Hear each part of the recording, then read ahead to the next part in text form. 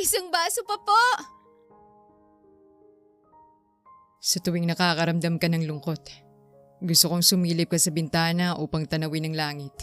Sa ganung paraan, mapagtanto mong magbago man ang mga bagay na nasa paligid mo. Naroon pa rin ang buwan at mananatiling nakamasid sa'yo. Isipin mo na isa yun sa paraan para maipalala ko sa'yo na magkalayo man tayo at magkahiwalay. Iisa pa rin ang buwan na tinatanaw natin. At tulad nito, hindi kita iiwan. Nakangiting tura ni Inigo kay Jules. Parehong nakatanaw ang dalawa sa kalangitan habang ang hubad na katawan ay nasa ilalim ng manipis na kumot. Sa tingin mo ba kakayanin ko na wala ka, Inigo? Ngayon pa lang na namamaalam ka na, nangungulila na ako kaagad sa'yo. Paano pa kaya kapag tuluyan ka nang umalis? Malungkot na bulong ni Jules.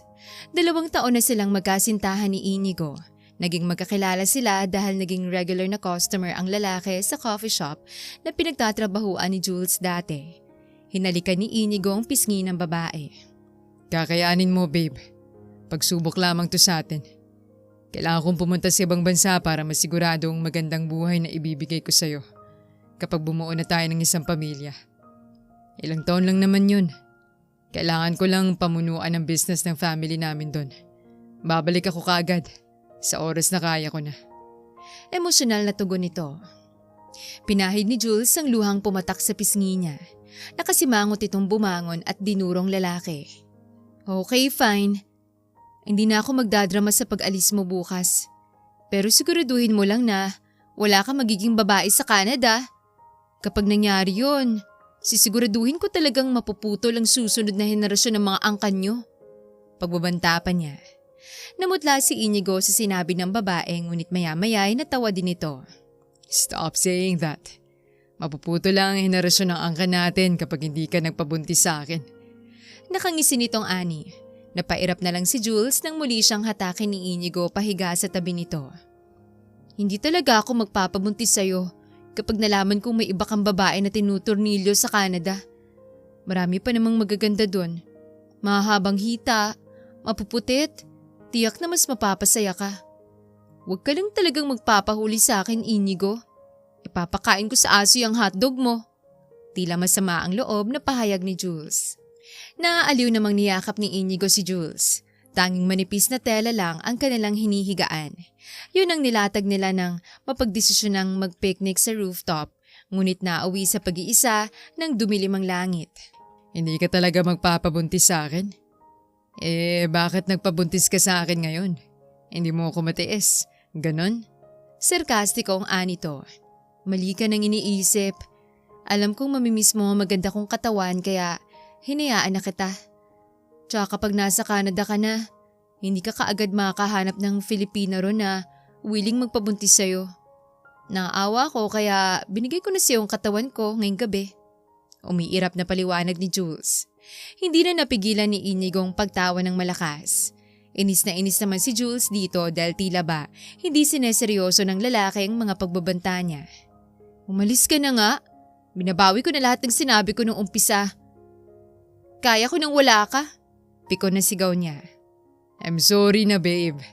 Alam mo naman kasi na sa'yo lang ako patay na patay. Tapos kung ano pang iniisip mo riyan. Walang-wala ang mga Canadian na yan sa babaeng gusto ko. Ang nais ko yung babaeng morena, kulay itim ang mga mata, maliit ang hugis ng mukha at higit sa lahat ay yung tupakin. Naririnig mo ba ang sinasabi ko, Jules?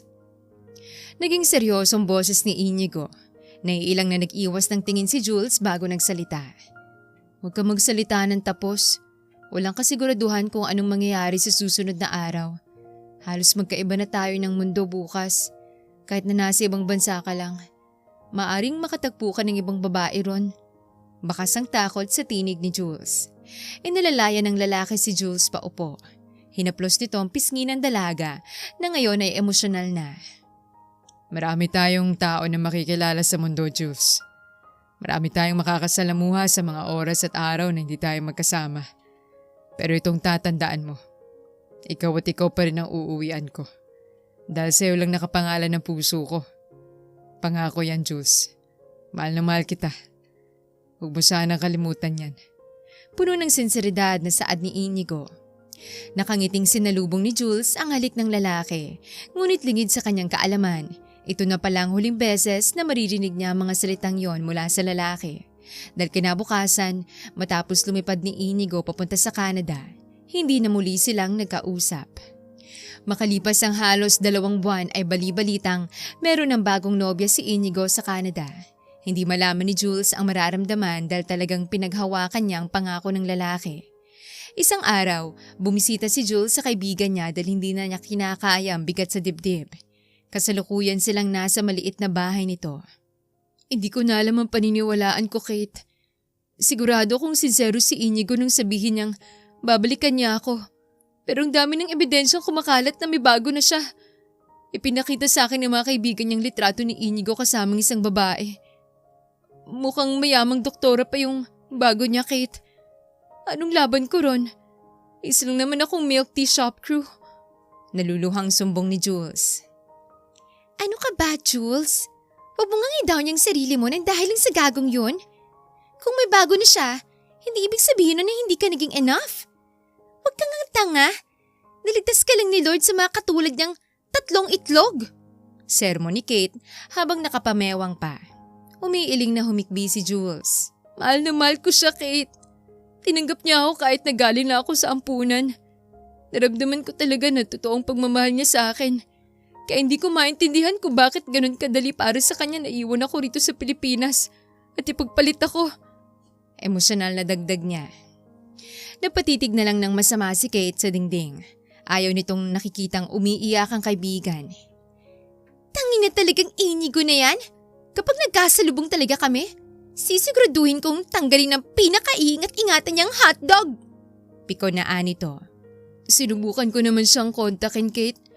Pati mga kaibigan niya ay kinausap ko na rin pero maging sila'y walang alam sa nangyayari sa lalaki. Hindi pa nakakatulong na pakaramdam ko'y buntis ako. Paano na lang kami ng magiging anak namin? Tuluyang nawasak ang boses ni Jules. Napanganga si Kate sa dalaga. Bumaba ang tingin nito sa tiyan ni Jules na hawak niya. Ano? Gago? Totoo ba? Akala ko ba nagkukondom kayo para safe? Sunod-sunod na tanong nito. Hindi ko alam kung paano. Imposible namang ginapang ako ng engkanto, di ba? Si Inigo lang nakagalaw sa akin kaya siya lang talagang makakabuntis sa akin. Problemadong pag-amin ni Jules. Hala, what if habang pauwi ka galing trabaho, sinundan ka pala ng kapre pauwi sa apartment? What if gusto ka niya tapos binuntis ka niya habang natutulog ka? Oh my gosh, iisipin ni Inigo na pinagtaksilan mo siya kahit na yung engkantong may kasalanan. Anong sasabihin natin sa kanya? Sa mga kaibigan niya?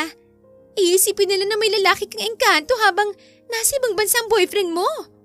Nanlalaki ang matang sabi ni Kate.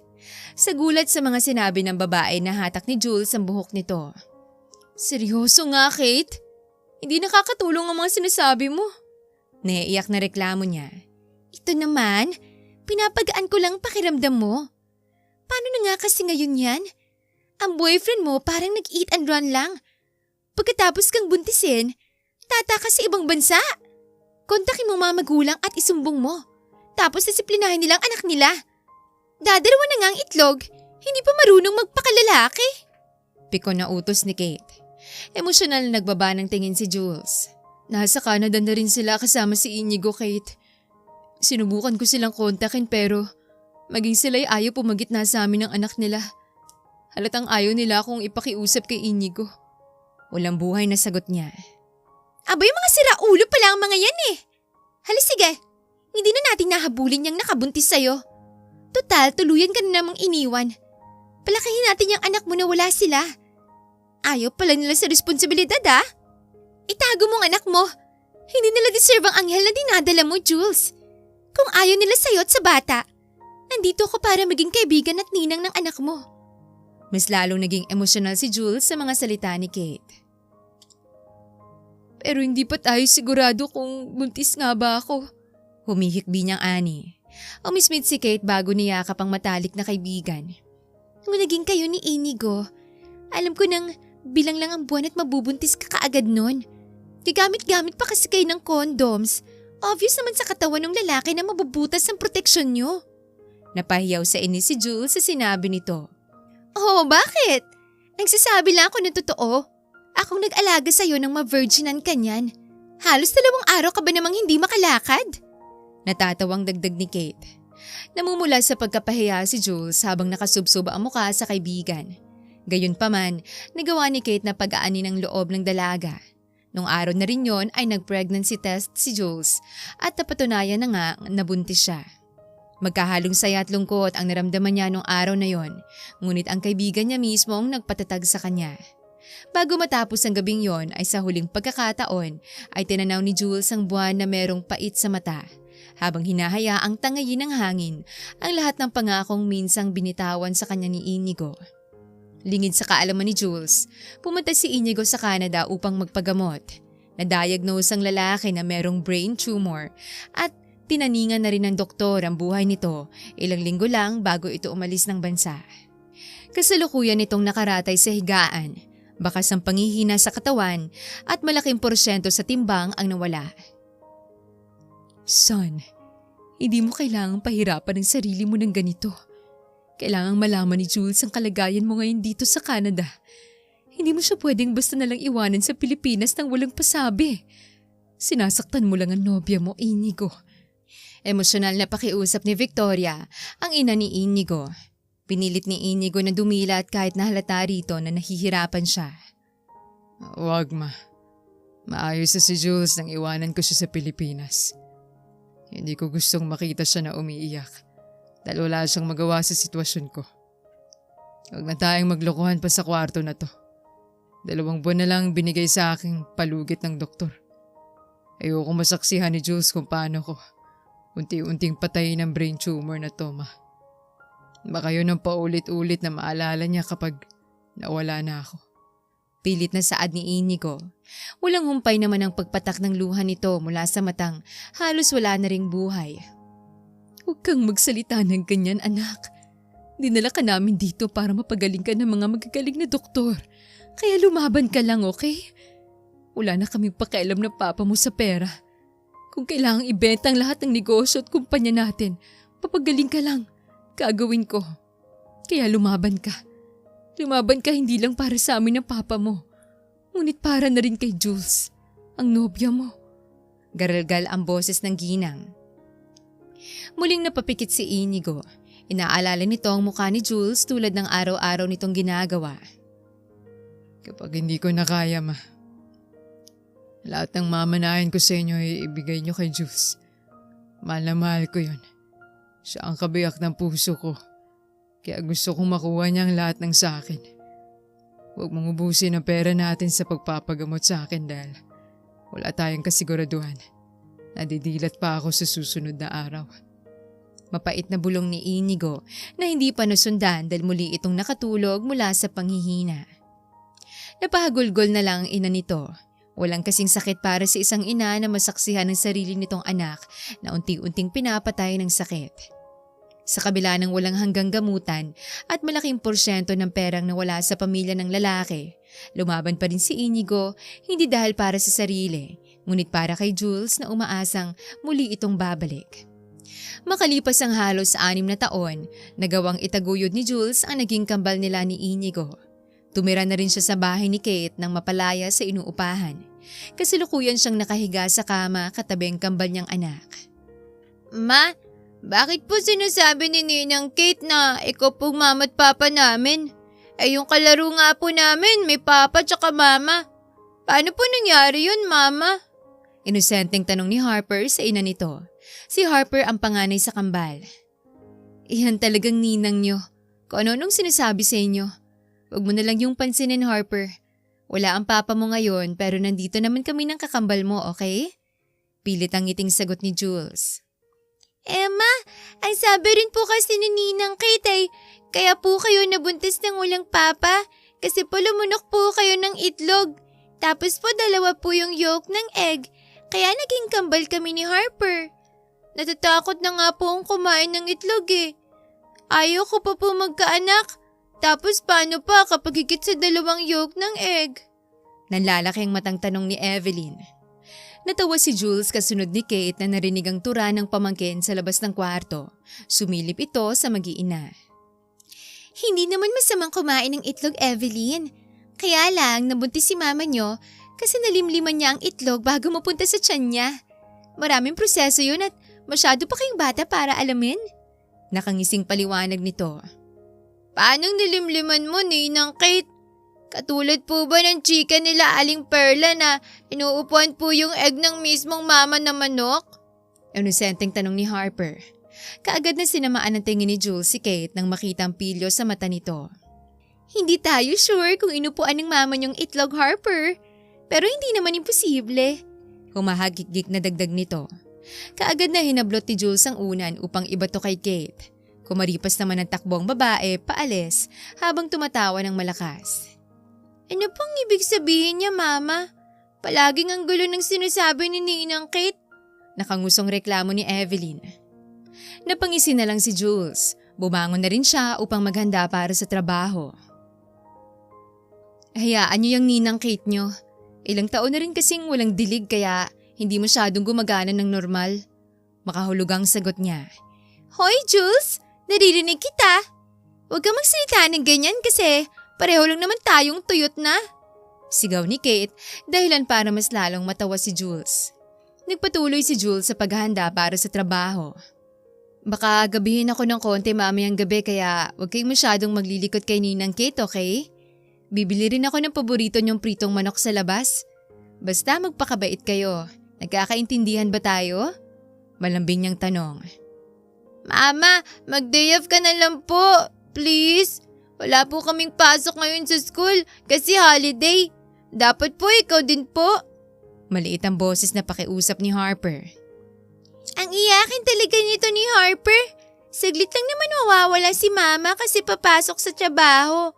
Ikaw kayang mag-work para may pambili tayo ng diaper mo kapag naihi ka ulit.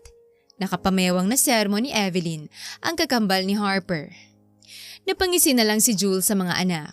Yumuko rin siya upang pantayan ng mga ito. Huwag na kayong mag-away.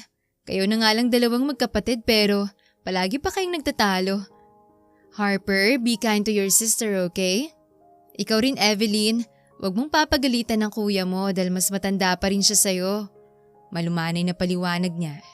Kung mas matanda siya sa akin, bakit umiihi pa siya sa kama, Mama? Naiyak na pumadyak si Harper sa sahig dahil sa pangaasar ni Evelyn. Stop it na, anak. Alis na ako. Magpakabait kayo kay Ninang Kate. Tawagan niyo lang ako kapag may kailangan kayo or may problema, okay? Paalam mga anak. Pinilit ni Jules nang ngumiti ng malaki sa kabila ng mabigat na pakiramdam sa dibdib niya dahil hindi na naman niya makakasama ang mga anak sa maghapon. Gabi na nang makauwi si Jules. Kahit pagod ay nagawa pa rin niyang pagsilbihan ng mga anak. Kasalukuyan na silang kumakain para sa hapunan nang umiral ang kadaldala ng kambal. Mama, nakita ko po yung papa ni Tutoy kanina na pinapalayas ng mama niya. Narinig ko rin po na kaya po siya pinapalayas kasi raw po paiba-ibang putahe raw pong tinikman ng papa ni Tutoy. Ano pong ibig sabihin nun, Mama? Ganun po ba ginawa ni Papa kaya wala po siya sa atin at hindi natin kasama? Napahilot na lang si Jules sa kanyang noo dahil sa tanong ni Evelyn. Talaga, Evelyn? Tama palang hinala ko eh. Nakita ko rin yung lalaki sa palengke nung isang araw. May kaakpay na lalaki. Diyos ko, hindi na nahiya. Hindi marunong magtago. Sana hindi nakita ng mga anak niyang lahat ng ginagawa niyang kalokohan. Segunda ni Kate. Pinakalma ni Jules ang sarili. Hinawakan niya ang kamay ni Evelyn na inosente pa rin sa lahat. Sa susunod na makakakita ka ng ganung pangyayari, pumasok ka sa bahay, Evelyn. Masyado ka pang bata para maintindihan ng mga ganung bagay. Mag-focus muna kayo sa paglalaro at pag-aaral ni Harper. Huwag niyong gayahin ng ninang niyo, chismosa. Inismera ni Jules ang kaibigan. Excuse me, hindi akong chismosa. Chismis ang mismong lumalapit sa akin. Pagtatanggol nito sa sarili. Mama, narinig ko rin po na buntis daw po yung 12 years old na anak ni Aling Ising. Kausap po kasi ni Ninang Kate yung kapitbahay natin, tapos po pinag-uusapan po nila yun. Saad ni Evelyn habang abala sa pagkain ng manok nito. Humigpit ang kapit ni Jules sa tinidor niya. Ramdam ni Kate ang init ng mata ni Jules nang samaan ito ng tingin. Mag-usap tayo mamaya, Kate. Nanggigigil niyang bulong. Alanganin ang pagngiti ni Kate na itinago na lang sa pagsubo ng kanin. Hindi ko naman kasalanan na chismis ang lumalapit sa akin. Pagmamaktol pa nito. Mabilis na natapos ang hapunan nila ng gabing yon. Lumabas si Jules kasunod ni Kate at pareho nilang tinanaw ang langit habang nakaupo sa kahoy na bangko. Mismo pa rin ba siya? Maya-maya ay pagbasag ni Kate sa katahimikan. Malungkot nang ngumiti si Jules habang nakatanaw sa mga bituin. Nakakagago lang kasi. 5 taon na mga bata pero hindi ko pa rin nakakalimutan kung paano niya ako iniwan pagkatapos buntisin. Kung pwede ko lang iuntog ko yung ulo ko sa semento para lang makalimot, gagawin ko. Pero lintik, kahit anong gawin ko, si Inigo pa rin, Kate. Mapait na pag-amin niya. Napailing si Kate. Ramdam nito ang hinagpis ng puso ng kaibigan. Umpisa pa lang ng pabubuntis ni Jules ay nandito na ito para sa kanya, kaya malaking pasasalamat ng dalaga sa kaibigan. Pinutukan ka muna ng semilya bago iwan Tapos akala mo tapos na, wala nang may iiwan. Pero ang gago, lumangoy-langoy pa sa loob ng matres mo. Hindi ka man lang nagawang panindigan. Mapait na tugon ni Kate. Masyado nang matagal para sisihin pa si Inigo, Kate. Alam kong masaya na yun ngayon sa buhay niya. Hindi ko man lang piniling alamin ang lahat ng nangyayari sa kanya sa mga nakalipas na taon. Pero para sa akin ay mas mabuti na yun. Ayoko ipamukha sa akin ng mundo na habang siya nagpapakasiya sa Canada kasamang babae niya, nandito kami ngayon ng anak niya sa maliit na apartment at araw-araw na lumalaban sa buhay makaraos lang. Emosyonal na pahayag ni Jules. Kitang-kita ko kay Inigo na mahal na mahal ka talaga niya, Jules. Maging ako hindi ko maintindihan kung anong naging mali. Ramdam ko rin na ayaw niyang umalis nung sabihin niya sa'yong kailangan niyang pumunta sa Canada para ipagpatuloy ang kumpanya nila ron. Bakit biglang nagkaganon? Bakit biglang nagbago si Inigo? Bulong ni Kate sa hangin. Lumandas sa pisngi ni Jules ang isang butil ng luha. Ilang beses pa muna siyang lumunok bago muling nagsalita. Mali ang tanong mo, Kate. Ang hirap sabihin nagbago siya kung posible naman ganun talagang ugali niya. Na tinago niya lang sa 2 taon na magkarelasyon kami. Hinawakan ni Kate ang kamay ng kaibigan. Nandito lang ako palagi sa inyo nila baby Evelyn at Harper. Para saan pa't naging magkaibigan tayo, diba? Hayaan mo yung ama ng kambal mo. Hayaan mong buhayin ang kambal ng mag-isa at yun ang bagay na matagal mo nang napatunayan. Napangiti si Jules sa sinabi ng kanyang kaibigan. Matapos noon ay tinabihan na niyang muli ang mga anak sa kama. Kinabukasan, malaki ang ngiti ng kambal habang nag-aalmusal dahil day off ng kanilang ina ngayong araw. Aba, bakit sa tuwing ako lang kasama niyo sa bahay hindi kayo ganyan makangiti, ha? Tandaan niyo, Evelyn, para niyo na rin akong nanay. Kulang na lang ay sa paycheck ko kayo lumabas. Nakangusong reklamo ni Kate na ikinatawa ng mag-iina. Magtigil ka nga, Kate. Makipagkita ka muna sa manliligaw mo ngayon at hayaan mo akong alagaan ang mga anak ko ngayong araw. Day off mo rin sa pag-aalaga ng bata at paglalabada. Deserve mo naman ng pahinga. Nakangiting saad ni Jules. Ibig sabihin, hindi po namin makikita ang mukha ni Ninang Kate buong araw? Nakangiting biro ni Evelyn. Abat, bakit ayaw mo ba sa mukha ko? Nakapamewag na tanong nito. Napatakip na bibig si Harper nang lumakas ang tawa nito. Ninang, tama po si Mama. Magpahinga ka naman po sa kakaalaga sa amin. Siguro po mga 7 days. Para po bumalik yung beauty mo po. Pinaganda pa ni Evelyn ang mga mata nito. Para mo na rin sinasabi na pumangit na ako? Sagot ng kaibigan ni Jules. Natawa na lang ang dalaga habang pinapakinggan na magbardagulan ng kambal at kaibigan. Nakipaglaro ka agad si Jules sa mga anak pagkatapos lang ng umagahan. Mama, sana po nandito si Papa kasama natin. Para po katulad ka po ng mama ni Chichi na palaging kasama sina Chichi, kasama po na sa bahay lang at ang papa po nilang nagtatrabaho para sa kanila. Siguro masaya po yun, Mama. Yung may papa po, tapos magpapabuhat po kami sa likod palagi. Tapos po magpapanggap po kaming tulog sa sala. And then magpapabuhat po kami papasok sa kwarto. Hindi mo na po kasi kami binubuhat ni Harper eh. Kasi po mabigat na rin kami. Pero okay lang po yun, Mama. Mahal na mahal ka naman po namin. Mahabang salaysay ni Evelyn habang abala sa paglalaro ng Barbie doll nito. Natulala si Jules sa sinabi ng kanyang anak. Hindi siya makapaniwalang sobrang laki ng pangungulila ng mga ito sa ama nila. Bakit ba palagi mong hinahanap si Papa, Evelyn? May mama naman tayo na palaging nandyan kahit na may trabaho siya. Tapos meron din tayong ninang Kate. Kung gusto mo lang pala ng mapabuhat, hintayin mo na lang ako lumaki. Tapos magkamasal. Bubuhatin ko kayo ni Mama. Promise? Masiglang saad ni Harper. Napanguso naman si Evelyn sa sagot ng kakambal. Matagal pa naman yun eh. Tsaka hindi ka ba nalulungkot kapag pinapagawa tayo ng family tree sa school? 2 dapat yung magulang, tapos sa ibaba yung anak. Paano tayo nabuo kung isa lang ang mama natin? Alien ka ba, Harper? Pinandilata ni Evelyn ang kakambal. Naluluhang inakbayan ni Jules sa mga anak. Pinilit niyang ngumiti kahit na konti na lang ay bibigay na siya. Patawarin niyo ako mga anak kung merong mga pagkukulang si Mama ha. Pangako, kapag na-promote ako sa fast food chain na pinapasukan ko, ibibili ko kayo ng kahit anong gusto nyo. Magde-day off na rin si Mama linggo-linggo para mas makasama niyo ako. Susubukan ni Mama na punan lahat. Pangako. Hirap na hirap niyang sabi. Inosenteng napangiti ang kambal at yumakap sa ina. Walang tigil naman sa pagtulo ang luha ni Jules na pilit niyang tinatago. Nang dumating ang tanghali, inaya niyang kambal na samahan siyang bumili ng ulam sa labas, ngunit parehong tinatamad ang dalawa.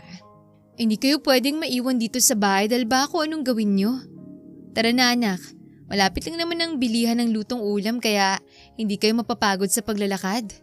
Naikiusap ang tinig ni Jules sa mga anak na nakahiga sa sahig habang naglalaro. Mama, malaki na po kami. Palagi na nga rin po kaming iniiwan ni Ninang kay Trito sa bahay kapag may kukuhanin siyang labahin eh. Kaya na po namin dito. Mainit po kasi sa labas. Tapos po kapag napawisan kami, maliligo na naman. Tinatamad po kami, Mama eh. Nakangusong reklamo ni Evelyn.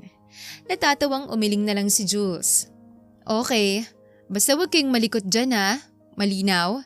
Kapag may kumatok, walang magbubukas ng pinto. Lalo na kapag hindi nyo yun kakilala. Harper, magbantayan kayo ng kapatid nyo. Malinaw? Opo, Mama. Kung makapagbilin ka naman po. Sa pangalawang kanto lang naman po ang punta mo. Natatawang sagot ni Harper. Napanguso si Jules at pinanggigila ng pisngi ng kambal. Saglit lang ako, malinaw? Walang magkukulit? Ang huling sabi niya bago lumabas ng apartment. Hindi maintindihan ni Jules kung bakit ibang pakiramdam niya nang iwan ng mga anak sa maliit na apartment. Dahil nung oras na nakarating siya sa karinderya, pumutok ang isa sa mga kableng nakakabit sa posteng tabi ng bahay nila. Kaagad na umapoy ang iba pang cable na gumapang naman sa bahay kung saan iniwan ni Jules ang kanyang mga anak. Sa kabilang banda, makikita ang ama ng kambal na abala sa pagmamaneho ng sasakyan sa mismong eskinita kung saan nakatira ang mag-iina nito. Anak, kalalapag pa lang ng eroplano dito sa Pilipinas. Tumakas ka na kaagad. Hindi ba sinabi ko na sa'yong ako nang magpapahanap kay Jules? Hindi mo na kailangang pumunta riyan ng mag-isa. Mapapagalitan ka rin ng doktor mo. Nag-aalalang sigaw ni Victoria mula sa kabilang linya ng cellphone ni Inigo. Are you sure ma narito yung tinurong lugar ng tauhan mo? Kung saan niya nakita si Jules? Sobrang sikip ng lugar na to at tabi-tabi pa ang mga bahay. Sobrang delikado ng lugar na to para kay Jules. Kunot ang noong tanong ni Inigo. Anak naman! Ngayon palang bumabawing katawan mo sa mahigit 6 na taon mong paglaban sa sakit. Huwag mo namang abusuhin ang katawan mo. Hayaan mo na kaming maghanap kay Jules at dalhin siya sa'yo. Ricardo! Pagsabihan mo ang anak mo at ayaw sumunod sa akin? Tuluyan ang humingi ng tulong ang ginang sa asawa nito. Hayaan mo na ang anak mo, Victoria. Malaki na yan. Alam na niyang ginagawa niya. Pagkukonsente ng ama ni Inigo. Napangisi naman ng binata. I love you pa, ama. Hayaan niyo muna akong harapin na mag-isang girlfriend ko. Maraming salamat po sa lahat. Nakangiting saad nito bago pinatay ang cellphone. Unti-unti namang bumagal ang takbo ng sasakyan ni Inigo nang masilayan ng usok sa isang poste na katabi ng isang bahay. Mabilis na gumapang ang apoy mula sa kable hanggang sa kainin din ng apoy ang dingding ng bahay. Mabilis itong napalabas kasabay ng ilang kapitbahay na kaagad na nataranta sa malaking apoy. Diyos ko! Ang bahay nila Jules! Tulungan niyo! Baka merong tao sa loob! Ang kambalay baka naroon din! Tulungan niyo sila! Nagsisigaw ang babaeng kalalabas lang ng tabing bahay. Mabilis na hinawi ni Inigo ang mga tao. Nagsisigawan ng mga tao upang humingi ng tulong at nagmamakaawang silipin sa loob kung naiwan nga ang inosenteng kambal sa loob. Sigurado po kayong may naiwan sa loob ng bahay na yon? Nag-aalalang tanong ni Inigo sa Ale, ngunit bago pa man ito makasagot ay dumating na ang humahangos na si Jules. Tumabi kayo! Paraanin niyo ako! Ang mga anak ko! Ang mga anak ko! Naiwan sila sa loob! Pakiusap! Tulungan niyo ako! Umiiyak na sigaw niya habang nagpupumigla sa lalaking pumigil sa kanyang lusubi ng apoy na kumakain sa pinto ng bahay. Jules, anak mo mana sa loob ng bahay? Kinakabahang tanong ni Inigo. Wala nang panahon si Jules para magulat sa presensya ni Inigo. Umiiyak na hinatak niyang damit ni Inigo at halos lumuhod sa pagmamakaawa. Pakiusap! Sagipin mo sa sunog ang mga anak natin! Inigo! Yung kambal natin na iwan pa sa loob ng bahay! Umagulgol na aniya. Walang pagdadalawang isip na tinakbo ni Inigo ang naglalakihang apoy papasok ng bahay. Halos kinain na ng apoy ang buong sala, ngunit hindi pa rin gumagapang yon sa kwarto. Nagmamadali siyang pumasok sa kwarto at doon niya nadatna ng mga anak na parehong nangihina habang magkayakap sa katawan ng isa't isa. Tulungan niyo po kami. Ayaw pa po namin mamatay. Malulungkot po si Mama. Umiiyak na pakiusap ni Evelyn. Tinakbo ni Inigo ang kambal at dinala sa banyo. Kinuha nitong kumot sa kwarto at nilublob sa timba ng tubig bago binalot sa dalawang bata. Kapag binuhat ko kayo, yumakap kayo ng mahigpit sa akin. Tatakbo ko palabas. Makakalabas pa tayo ng buhay kaya huwag kayong mag-alala. Makikita pa natin ang mama nyo. Gumagaralgal ang boses ni Inigo. Humihikbing tumango si Harper. Inayos pa muna ni Inigo ang kumot sa katawan ng kambal at buong lakas na binuhat. Mas lalong lumaki ang apoy nang makalabas siya ng sala, ngunit nagawa pa rin itong makalusot at iwasan ng mga kahoy na nahuhulog sa kisame. Natatakot po kami. Gusto ko na po lumabas dito. Gusto ko na po makita si Mama ko. Umiiyak na atungal ni Harper. Makakalabas tayo rito. I promise. Just close your eyes, my babies. Ilalabas kayo ng buhay ni Papa.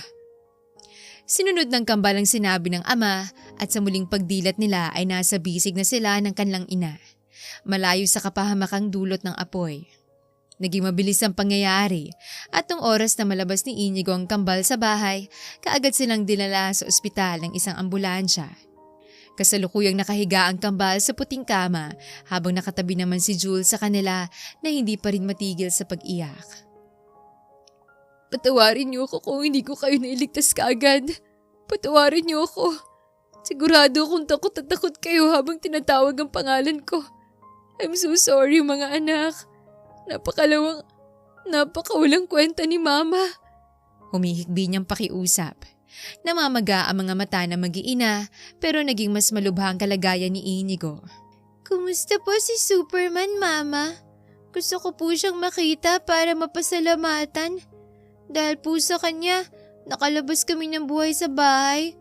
Nailigtas niya po kami ni Harper at hinayaang masaktan ng sarili niya. Naluluhang saad ni Evelyn. Hindi nagawang makapagsalita ni Jules. Nabasag lang ang katahimikan nang bumukas ang pinto at iniluwanon si Inigo na merong bandage na nakabalot sa braso. Superman, okay ka lang po ba? Nasaktan po kayo pero mas pinili niyo pa pong sagapin kami ng kapatid ko. Maraming salamat po. Sobrang tapang niyo po talaga, tulad ng mga superheroes na napapanood ko sa TV. Nagagalak na pahayag ni Harper. Seryosong mukha ni Inigo nang tingnan nito si Jules, ngunit lumambot din yon nang malapitan ng kambal. Kamusta na kayo? Anong sabi ng doktor? Kailangan nyo bang makonfine ng ilang araw pa rito? Wala naman silang naging galos kaya maaari na silang makauwi mamaya. Hindi rin nakaapekto sa baga nilang nalanghap nilang uso kaya ligtas ang kalagayan nila. Tila may kuryenteng dumaloy sa katawan ni Jules nang titigan siya ng dating nobyo. Ikaw? Mahina nitong tanong. Ako? Maayos lang ako. Hindi naman akong kasama nilang nakulong sa bahay. I know. Kumusta na ang pakiramdam mo? Halos simatayin ka kanina nang mailabas ko ang kambal sa bahay. Sigurado ka bang wala ka ibang sakit? Tila nahihipnotismong umiling si Jules. Wala. Mas mabuti ang kambal na lang intindihin mo. Huwag kang mag-focus sa akin. Napangiti si Inigo nang makita kung paano napairap ang dalaga. Natuon naman ang atensyon nito sa kambal nang klaruhin ni Evelyn ang lalamunan.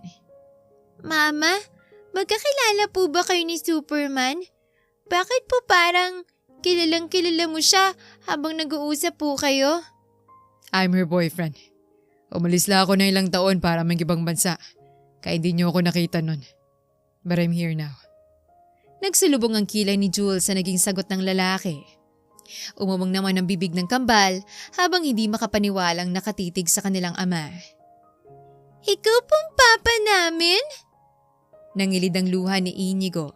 Maging ang kamay nito ay nanginginig ng tangkain nitong haplusin ang pisngi ng kambal. Mag-usap muna tayo sa labas, Inigo. Nakakaintinding tumango ang lalaki. Hinalikan naman ni Jules ang kambal bago nagpaalam na pupunta lang sa labas ng kwarto. Maraming salamat dahil naligtas mo ang mga anak ko. Hindi ko alam kung paano kita mababayaran sa utang na loob na meron ako sa'yo. Ngayong maayos na sila, maaari ka nang umalis. Pasensya ka na dahil mukhang naabala pa namin ang gagawin mo ngayong araw. Gumalaw ang panga ni Inigo tila ba nagpipigil ng emosyon. Ano ko sila, Jules? Inis na napangisi si Jules. Magkakrus sa mga braso niya habang nakatingin ng masama sa lalaki. Masaya na kami ng mga anak ko at maayos ang lagay nila kahit nung mga panahong wala ka. Huwag mo na kaming guluhin, Inigo. Bumalik na lang tayo sa kanya-kanya nating buhay na para bang hindi nangyari to. Hindi ka namin kailangan ng mga anak mo. Stop saying that. Nandito na ako ngayon, Jules. Babawi ako sa lahat ng pagkukulang ko. Hindi na ako aalis ulit. Pangako. Tanginang pangako yan. Ilang pangako pa bang bibitawan mo, Inigo? Utang na loob. Huwag ka na ulit magbibitaw ng ganyang salita. Lalo na kung hindi mo yun kayang panindigan. Kung makaasta ka pa, parang nag-ibang bansa ka lang parang may pangtusto sa mga anak natin . Nagkakalimutan na ba tayo, Inigo? Kinago mo ako. Iniwan mo ako nung wala ka man lang sali-salita. Tapos ngayon nandito ka para sabihing babawi ka sa lahat ng pagkukulang mo? Pilit na pinigilan ni Jules ang pagtaas ng kanyang boses. Dinuro niya ang dibdib ni Inigo habang patuloy ang pag-agos ng kanyang luha. 6 na taon, Inigo. Ganun katagal mo kong iniwan. Hindi isang araw, hindi isang linggo, kundi 6 na taon. Ang kapal naman ng mukha mo na magpakita pa ulit pagkatapos ng lahat. Humihikbi niyang sumbat. Hindi nagawang magsalita ni Inigo. Hindi nito alam kung paano ipapaliwanag kay Jules ang lahat nang hindi nagmumukhang gumagawa lang ito ng kwento para maging palusot sa dalaga. Sasabihin ko sa iyo ang lahat ng nangyari. Pagkatapos nating makalabas dito sa ospital. For now, let me talk to my kids. Please, Jules. Hayaan mo akong putulin ang pagiging estranghero ko sa kanila. Kung kukuhanin mo sa akin ang mga anak ko, patayin mo na lang ako. Please. Alam mong wala akong laban sa iyo at sa pamilya mo. Hindi ko kayang mawali sa mga anak ko, Inigo. Hinaplos ni Inigo ang pisngi ng babae na tila ba pinapatahan siya. Hindi ko gagawin yon, Jules. You're their mother. At hindi magbabago yon. Thank you so much for being a brave mom, my love. Maraming salamat sa pagtaguyod sa mga anak natin. Iyak lang ng iyak si Jules sa bisig ni Inigo. Kung hindi pa dumating si Kate, na humahangos sa hallway ay hindi pa siya titigil. Pumasok na sila sa kwarto pagkatapos ng ilang minuto. Naabutan nilang tulog na ang kambal na magkayakap sa isang kama. Pumunta lang ako rito para i-check ang kambal pati ikaw, Jules. Sorry kung wala ako sa bahay nung mangyaring sunog. Hindi sana umabot sa ganitong sitwasyon ng kambal. Sana nagstay na rin ako sa bahay para makasama kayo. Nagsisisi talaga akong iniwan ko kayong mag-iina. Bakit ka nagsusorry? Wala kang kasalanan, Kate. Mabuti nga na wala ka sa bahay nung nangyari yun. Masyadong mabilis ang pagkalat ng sunog. Kung walang naglakas ng loob na pasukin ang bahay, baka wala na sa akin ang mga anak ko ngayon. Baka mapahamak ka rin kung nagkataon. Naiwan silang dalawa sa kwarto kasamang kambal nang lumabas si Inigo upang bayaran ang bills nila sa ospital. Kaagad naman siyang inulan ni Kate ng mga tanong. Ang sabi ng mga kapitbahay, dinala raw sa ospital yung mga bata kasama yung ina nila at isang poging lalaki na nagligtas sa kambal. Si Inigo bang tinutukoy nila, Jules? Paano? Saan? Kailan pa kayo nagkikita? Bakit hindi ko to alam? Nakapamewang nitong tanong. Tumahimik ka riyan. Magigising yung mga anak ko sa pagtatalak mo eh. So ano na ngang latest? Nagbalikan na kayo? Baka mamaya may nabuo na namang kambal. Diyos ko, pero masyado pang imposible kasi nag-iiyakan kayo kanina sa labas. So ano na ngang nangyari? Hindi nakakagandang paninahimik, Jules. Uso rin na magsalita. Napabuntong hininga na lang si Jules, akulit ng kaibigan. Gusto niyang patunayan ang sarili niya sa amin ng kambal. After 6 years na wala siya, gusto niya biglang makipagbalikan? Bakit? Hindi ko alam. Ang sabi niya lang pagkatapos daw ma-discharge ng kambal sa ospital, ipapaliwanag niya lahat. Wala akong idea kung tungkol saan yun pero hindi ako interesadong malaman. Mas maganda kung magfo-focus na lang siya sa pagbawi sa kambal. Sure ka? Paano kapag sinabi niyang mahal ka pa rin niya? Imposibleng mangyari yun. Asus, gusto rin. Imposible namang ang kambal ang habol. Package kayo niyang mga bata. Kung gusto niyang mahalin yung mga bata, dapat kasama ka rin. Alam mo ikaw, palagi mo nalang binibigyan ng malalim na meaning ang lahat.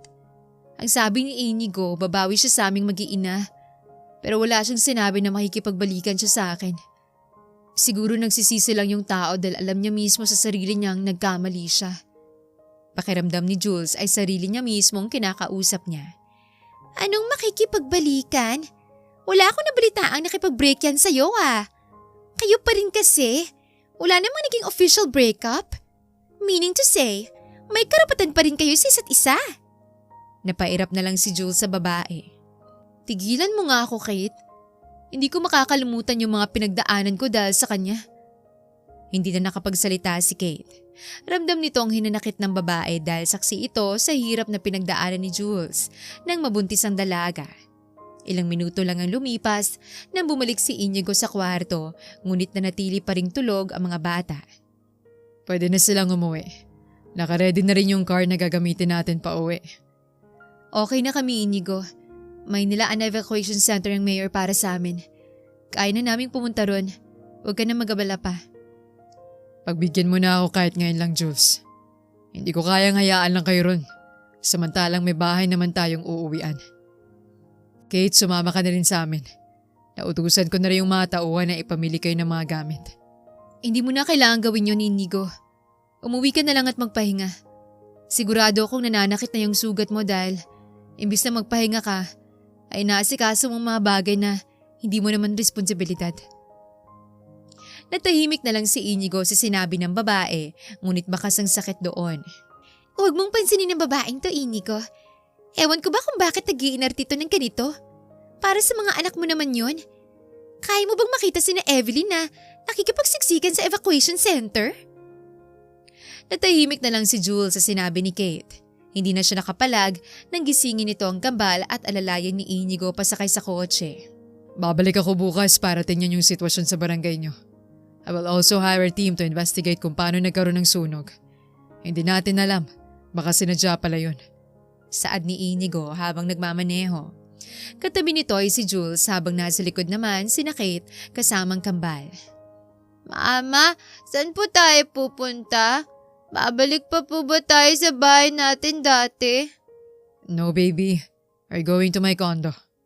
Hindi ko na kayo pababalikin sa dati nyong bahay dahil simula ngayon, sa akin na kayo titira. Inigo, wala tayong napag-usapan na ganyan. Mag-uusap tayo pag-uwi. But what I said is final. Sa akin na kayo titira, Jules.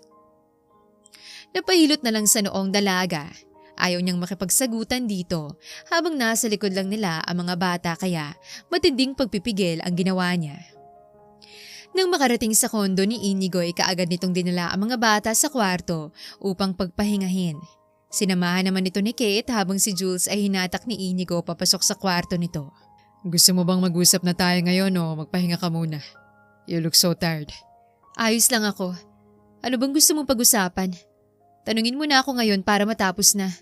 Huwag na nating patagalin pa to. Hinawakan ni Inigo ang kamay ng babae at hinatak pa upo sa malambot na kama. I'm sorry for everything, Jules. Hindi ko gustong iwanan ka ng ganito katagal. I always wanted to go home. Pero palaging naaantala hanggang sa umabot na ng 6 na taon. I'm so sorry. Sigurado kong naging mahirap ang lahat sa'yo. Anong nagawa kong kasalanan sa'yo para iparanas mo sa akin yan, Inigo? Wala naman akong maalalang ginawa kong mali sa'yo. Ginawa ko rin naman ang lahat para maging karapat-dapat na girlfriend. Bakit kailangan mo iparamdam sa akin yun, Inigo? Bakit kailangang iwan mo ko na para bang baliwala na lang yung ilang taon nating pinagsamahan? Jules, mahal na mahal kita. Wala kang ginawang mali sa akin. Huwag mong isipin yan, please. Kahit kailan na hindi ka nagkulang. Kung ganun, bakit mo ko iniwan nang wala man lang pasabi? Inigo, ano sa tingin mong iisipin ko sa ginawa mo, ha? Na baka naisipan mo lang na wag magparamdam kasi nagtatampo ka. Tapos ilang taon bago mo napagdesisyon na ayusin na lang to? Ganun ba yun? Ilang taon akong nabuhay na kine-question ko ang lahat ang nagawa ko, Inigo. Pero wala akong makitang magiging dahilan mo para iwanan na lang ako ng basta na lang. Pinilit hawakan ni Inigo ang kamay ni Jules. Lumuhod ito sa harap ng babae. I'm so sorry, Jules. Hindi ko alam na ganito pala kahirap ang sitwasyong binigay ko sa'yo. Akala ko mas magiging maayos ka kapag tahimik na umalis ako. I was wrong. Nasaktan kita na sobra at pinagsisisihan ko yun, babe. Anong dahilan mo para gawin sa akin to, Inigo? Niloko mo ako. Sinabi mo sa akin na magtatrabaho ka lang sa ibang bansa. Pero hindi ka na bumalik ulit at nagparamdam. May hindi ba ako alam? May bagay ka ba na tinatago sa akin? Nakagat ni Inigo ang labi nito. Hindi nito alam kung paano uumpisahan, gayong napakahirap para sa lalaki na alalahanin ang lahat ng pinagdaanan nito dahil sa sakit. I was diagnosed with a brain tumor 2 weeks bago ko umalis para i-handle ang kumpanya ni Dad sa Canada. Napatakip naman sa bibig si Jules habang patuloy ang luha niya sa pagtulo. Nagbaba na lang ng tingin si Inigo habang nagkukwento nang hindi nito makayanan ng itsura ni Jules. Wala sa plano na magstay ako ng higit sa 2 buwan, Jules. Pero tinaningan na kaagad ng doktor ang buhay ko dito. Sa Pilipinas. Gustong-gusto kong sabihin sa'yo ang lahat pero pinigilan ko. Dahil ayaw ko na ang huling memorya mo sa akin hindi maganda. Sa tingin mo ba hindi ko maintindihan ang sitwasyon mo, Inigo? Akala mo ba iiwan kita kapag nalaman kong kondisyon? Ganun ba talaga kababang tingin mo sa akin para itago mong lahat? Alam kong hindi. Kaya hindi na ako nagsabing baka hindi ko na magawang bumalik mula sa Canada. I know you, Jules. Gagawa ka ng paraan para samahan ako sa Canada na magpagamot. At ayaw kong mangyari yun. May buhay ka rito sa Pinas. At itatapon mo lang lahat ng yun para samahan ako sa ibang bansa. Kahit na wala ka siguraduhan ng buhay ko. Alam ko rin na sobra kang masasaktan kapag nakita mo ang kondisyon ko sa ospital. At hindi ko kayang makita yun. Girlfriend mo ko, Inigo! Malamang dapat nasa tabi mo ko habang nilalabanan mo yung sakit. Partner tayo, diba? Karapatan ko malaman ang lahat ng nangyayari sa'yo kasi nobya mo ko. Humihikbing sumbat ni Jules sa lalaki habang hinahampas ito sa dibdib. Mas gugustuhin ko na maging maayos ang buhay mo rito sa Pilipinas. Kaysa makulong ka sa lalaking katulad ko, Jules. Wala ka siguraduhan kung susunod na araw magagawa ko pang dumilat ulit. I was comatose for 4 years. At ang doktor na mismong nagsabi na ang mismong machine na lang ang bumubuhay sa akin. Sa loob ng ilang taon kong paglaban, walang kasiguraduhan kung mananalo ba ako. Mas pinili ko na lang na palayain ka dahil mas deserve mong mapunta sa lalaking hindi magiging pabigat sa'yo at makakasama mo habang buhay. Napailing na lang si Jules sa sinabi ng lalaki. Nangihina siyang napayakap dito habang patuloy sa paghikbi. Mahal na mahal kita, Inigo. Wala akong pakialam kung ilang taon o dekada pang abutin. Basta maghihintay ako na maging maayos ang sitwasyon mo. Huwag mo ring sabihin na sinasayang ko ang buhay ko sa'yo dahil ikaw mismo ang buhay ko, Inigo. Kayo ng mga anak natin. Patawarin mo ko kung wala ako sa tabi mo nung mga panahon na kailangan mo ko. Hindi dapat ako nagtanim ng sama ng loob sa'yo. Sana mas kinulit mo pa si tita na sabihin ang sitwasyon mo para naman nasamahan kita. Ningihinang saad ni Jules. Mahigpit ang yakap ni Inigo sa dalaga na tila ba ayaw na nitong pakawalan pa ang babae. Ang dami kong pagkukulang sa iyo na maanak ko, Jules. Patawarin mo kung hinayaan kitang harapin ang mag-isa ang lahat. Malaki rin ang pagkukulang ko sa'yo bilang girlfriend mo, Inigo. Pero maaari bang wag na lang tayong magbilangan ng pagkukulang natin ngayon? Gusto ko kasing namnamin yung oras na magkasama tayo ng mga anak natin. Kahit ngayon lang, gusto ko maramdaman ulit na mahal mo ako, Inigo. Hinaplos ni Inigo ang pisngi ng dalaga. Dahan-dahan itong inihiga ang babae sa kama. Hindi lang ngayong araw mangyayari yun, Jules. I will make sure na araw-araw niyong mararamdaman ang presensya ko. Hindi rin ako mapapagod na bumawi at iparamdam sa inyo ang pagmamahal ko. Pangako yan. Hindi ka naaalis para bumalik sa Canada? Tuluyan ka na bang gumaling sa sakit mo? Maluwang ang ngitiing tumango si Inigo dahilan para maluhanan naman si Jules, ngunit sa pagkakataong ito ay dahil nasasaya. Undetected ng tumor sa utak ko, Jules. After 6 years, hindi ko na kailangang mabuhay ulit ng may takot. Kung aabot pa ba ako bukas.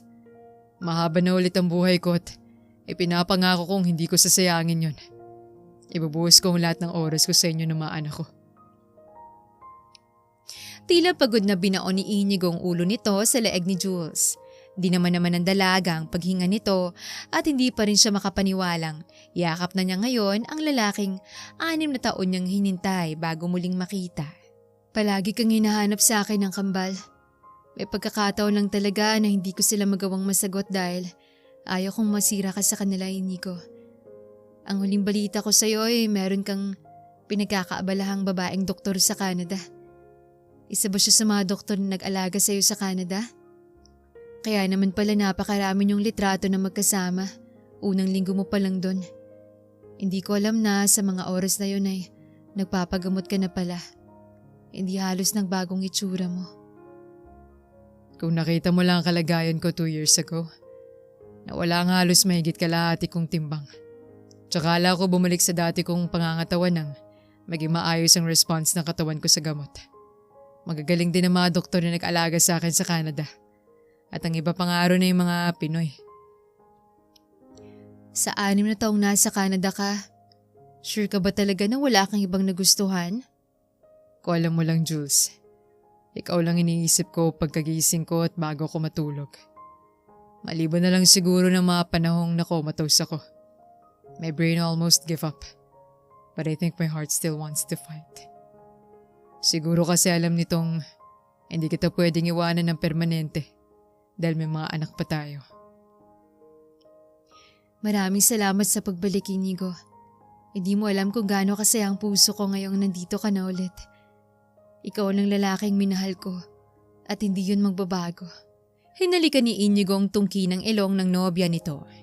Maraming salamat din sa paghihintay. Mahal ko. Umpisa pa lang naniniwala na akong kaya kong malagpasan ng taning na binigay sa akin ng doktor. Dahil hindi ako papayag na mamatay na lang ako na hindi kita nakakasamang bumuo ng pamilya. At ngayon pakiramdam ko, unti-unti nang nangyayaring lahat ng pangarap ko. I love you so much, babe. Lumaban ako para sa'yo. Natapos ang gabing yon na parehong kampante ng puso ng dalawa sa isa't isa sa kabila ng 6 na taong lumipas na magkahiwalay sila ng landas. Kinabukasan, ang tahimik at maayos na kondo ni Inigo ay nagulo dahil sa kulit ng kanilang kambal. Si Kate ang nagluto ng umagahan habang ang kambal ay naghahabulan sa buong sala. Magkasabay namang lumabas ng kwarto ang magkasintahan na tinaasan ng kilay ng kanilang mga anak. Mama, hindi ka po tumabi sa pagtulog sa amin kagabi. Huwag mo pong sabihin na magkasama po kayo ni Superman kagabi kaya wala ka. Hayaan mo sila, Eve. Malaki na si Mama. Tsaka approve naman sa akin si Superman na maging papa natin kasi niligtas niya tayo. Talaga anak? Approve siya sa inyo bilang papa niyo? Yes po, Mama. Sana nga po siya na lang ang papa namin eh. Para po palagi tayong safe nila Harper kapag kasama natin siya. Pwede po bang ikaw na lang ang papa namin, Superman? Kasi po yung papa namin hindi na po bumalik eh. Pero hindi naman po namin ipagpapalit si Papa. Bale, pangalawang papa ka po namin kasi mahal din po namin yung totoong papa namin.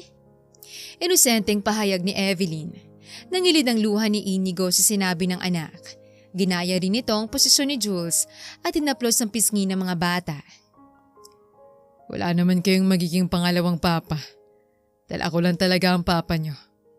I'm so sorry kung masyadong na-late si Papa bago makauwi. Hindi ko man lang nasilayan ang paglaki nyo. Ano pong ibig sabihin niya, Mama? Siya po ba yung papa namin na pumunta sa ibang bansa? Sabi ni Ninang Kate. Emosyonal na tumango si Jules. Hindi nito alam kung paano ipapaliwanag sa mga batang lahat. Huwag kayong magalit sa kanya, okay? May matinding dahilan si Papa kung bakit nawala siya ng ilang taon. Hindi niya ginusto yon mga anak. Ngayong nandito na siya, pwede niyo ba siyang mahalin tulad ng pagmamahal niyo sa akin? Kasi tulad niyo, sabik na sabik din siyang makita kayo. Napatakip na lang sa bibig si Jules nang mabilis na yumakap si Evelyn sa ama nito. Nahiya namang sumunod si Harper. Mabuti na lang po't bumalik ka na po, Papa. Akala ko po nakalimutan mo na po kami. Ang bait po talaga ni God. Kasi po tinapad niya po yung wish ko gabi-gabi. Harper, may gusto ka bang sabihin kay Papa mo? It's okay, Harper. Maghihintay si Papa kung kailan ready ka na nakakausapin ako. Just don't forget na palaging handa si Papa na pakinggan kayo, okay? Mahal na mahal ko kayo ni Evelyn. Higit pa sa buhay ko. Binuhat ito mga anak papunta sa dining area kung saan nila naabutan si Kate na nakapamewang na naghihintay. Ayos, napasarap yata ang honeymoon niyo kagabi ah. Akala ko nakalimutan niyo ng may mga anak kayo eh. Itatakas ko na sana sila kung hindi lang kayo nagising. Nangingiting yumakap si Jules sa kaibigan. Ano? Bakit kanya nangiti mo, Jules? Huwag mo akong daan-daanin sa ganyan. Gusto ko ng masinsinan at detalyadong chismis. Ano? Nag-sex na ba kay kagabi? Yung bibig mo, Kate. Nandito yung mga bata. Wala rin tayo sa bahay kaya for once, umayos ka nga. Huwag feeling virgin, Jules. May kambal na nga kayo. Kay arte mo pa? Ano, Inigo? Pumalag ba kagabi tong manok ko? Hindi pa, Kate. Tinulugan lang ako eh. Napairap na lang si Jules dahil ang pang-aasar sa kanya ang dahilan kung bakit nagkakasundong dalawa. Kasalukuyan na silang kumakain ngunit maingay pa rin ang hapag dahil sa pagkukulitan ng kambal at ninang nila. Oo nga po pala, Papa. Naalala ko po yung sinabi ni Ninang Kate nun. Kaya raw po kami na po ni Harper kasi nilimliman daw po ni Mama yung itlog. Totoo po ba yun, Papa? Kasi kung totoo po, di ka naman po pala namin totoong Papa kasi galing lang kami sa itlog. Inosenteng tanong ni Evelyn dahilan para matahimik si Jules at mapahalakhak si Kate at Inigo. Totoong nilimliman ni Mama niyo yung itlog. Pero ako pa rin ang Papa niyo. Di naman kasi nababasag yung itlog na yun. Natatawang sagot ni Inigo dahilan para hampasin siya ni Jules dahil sa sobrang hiya. Ibig po pala sabihin sa itlog kami nang galing, hindi sa tiyan ni Mama? Totoong sa itlog naman talaga kayo ng mama niyo nang galing? Nagmekos-mekos lang ang papa niyo para mabuo kayo. Tigilan niyo na nga yan. Ubusin niyo ng pagkain niyo. Puro kayo kalokohan. Natahimik na ang lahat, ngunit palihim pa ring natatawa. Nang matapos ay nagpaalam si Kate upang bisitahin ang mga kapitbahay nila. Hindi naman maiwan ni Jules kay Inigo mga bata dahil nangangapa pa rin ang mga ito sa ama nila. Makalipas lang ng ilang minuto, hindi inaasahan ni Jules na makikita niya ang ina ng lalaking mahal niya. Wow! Kaya pala hindi umuwi ang anak ko. Magkasama na pala kayo ulit ngayon. Oo nga pala, naasikaso ko na rin yung mga donations natin para sa nasunugan. Ang daddy mong kasalukuyang nandun para ipamahaging lahat. Ma, kaapon ko lang sila nakita. The kids are also here. Excited nga silang makita ka. Kids? Hindi makapaniwalang bulalas nito. At mas lalo pang nanlaki ang mata nang lumabas ang kambal sa kwarto na naghahabulan habang tumatawa. Hindi ito makapaniwala dahil kamukhang kamukha ni Inigo ang mga bata. Is that my apos? Opo, tita. Pasensya na po kung hindi ko po nasabi kaagad. It's okay, Iha. I understand you. Naging mahirap siguro sa'yo ang lahat. Pasensya na kung wala kami para tulungan ka sa pagpapalaki sa kanila. Ayos lang po, tita. Nalaman ko rin po ang naging sitwasyon ni Inigo sa Canada. Maraming salamat po dahil hindi niyo siya sinukuan. Stop calling me tita. From now on, you will call me mama. Welcome to the family, Jules. Maraming salamat din sa pagbibigay ng dalawang anghel sa buhay namin. Maluhaluhang niyakap ni Jules ang ina ni Inigo. Napangisi naman ng binata na masaya sa naging pagtanggap ng pamilya nito sa babae. Matapos noon ay kaagad na dumiretsong mag-iina sa dating tinutuluyan ni na Jules upang tumulong din sa ibang nasunugan. Simula ng araw na yon, hindi na pinakawalan pa ni Inigo ang kambal at ina nito habang si Kate naman ay kinuha ng ina ni Inigo at ginawang personal assistant na malugod nitong tinanggap. Makalipas lang ng 6 na buwan, ginanap ang kasal ni na Inigo at Jules sa isang isla sa Palawan. Dinaluhan ito ng mga kaibigan ni Inigo at ilang kakilala ni Jules sa ampunan na nilakihan niya kabilang na si Kate na siyang maid of honor niya. Pagkatapos ng kasal ay lumipad kaagad sina Jules sa Canada upang doon ganapin ang kanilang honeymoon. Kasalukuyan silang naka-check-in sa Fairmont Chateau Whistler Hotel. Do you like it here? Yes. Ito palang palagi mong nakikita nun. Mabuti na lang maayos ang paligid dito at hindi ganong malala ang polusyon. Nakatulong din siguro yon sa paggaling mo, Inigo. Yumakap si Inigo mula sa likod ng babae at sabay nilang tinanawang madilim na langit. Walang kinalaman ng lahat ng to sa pagaling ko, Jules. It was all because of you. My parents and the medical professionals. Pero mas malaki yung porsyentong meron ka sa pagaling ko. Dahil kung hindi dahil sa'yo, matagal ko nang sinukuan ang buhay ko. Pasalamatan mo rin ang sarili mo, Inigo. 6 na taon mong nilabanan ng sakit na yon. Naging parte lang kaming lahat sa naging journey mo. Pero ang pinakamalaking tulong ay dahil mas pinili mong lumaban. Mas pinili mong mabuhay kahit na walang kasiguraduhan ng lahat. Alam mo ba kung bakit kita dinala rito sa Canada? Dahil gusto kong baguhin ang lahat ng memoryang meron ako dito.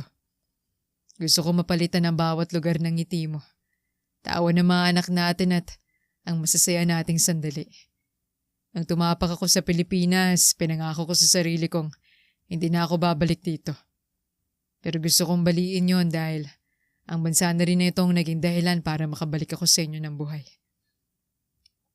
Puno ng katahimikan ng gabi, ngunit taliwas yon sa malakas na kabog ng parehong dibdib ng dalawa. Ang mga puso nila ay tila ba nagwawala dahil sa saya at patuloy na tumitibok para sa isa't isa. Ang pagmamahalan ng dalawa ay kailanman hindi matutumbasan ng kahit anong material na bagay rito sa mundo. Pinatunayan nila na kahit kalamidad at komplikasyon ng sakit na walang kasiguraduhan, kung may pag-asang may ipapanalong humadlang, mananatiling tapat ang puso sa tunay na nagmamay-ari nito.